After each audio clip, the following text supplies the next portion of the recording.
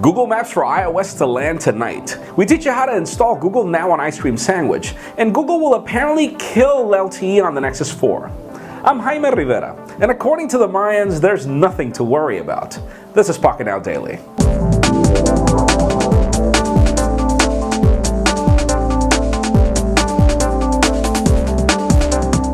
That's right, according to recent reports, Google has now removed the developer archive of the Nexus 4 temporarily because apparently they're removing the source code that allows for hackers like us to enable LTE on the Nexus 4. Now, we sadly can't confirm this until the source code returns to the developer archive, so we'll keep you posted.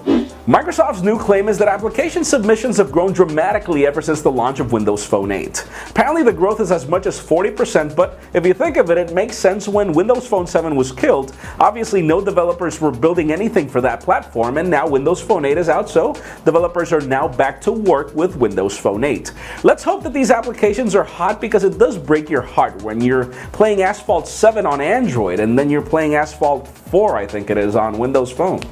We all know that Google Now is the crown jewel of Android 4.1 or 4.2 Jelly Bean, but as some of us ice cream sandwich customers like to say, we don't get part of the fun. So there is a new way to get this to work on Ice Cream Sandwich, obviously thanks to XDA developers. And Joe Levi was nice enough to compile a way for us to do it, even though you're going to need a rooted phone.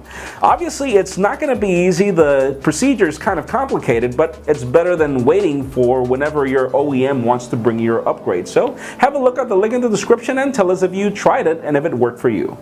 This just in, but take it with a grain of salt. At the time of the recording of this video, it was rumored that Google Maps would reach iOS tonight. Now, obviously, we're still not sure if this is true or not. We're going to end up knowing by the time you watch this video, most probably, if it was real or fake. But the biggest question of them all is if we're getting turn-by-turn navigation on this Google Maps service. So stay tuned and let's see what happens. And finally, for the interesting news of the day, Time Magazine has just crowned their top 10 gadgets of the year, and the iPhone 5 ended up being the top #1 gadget for them.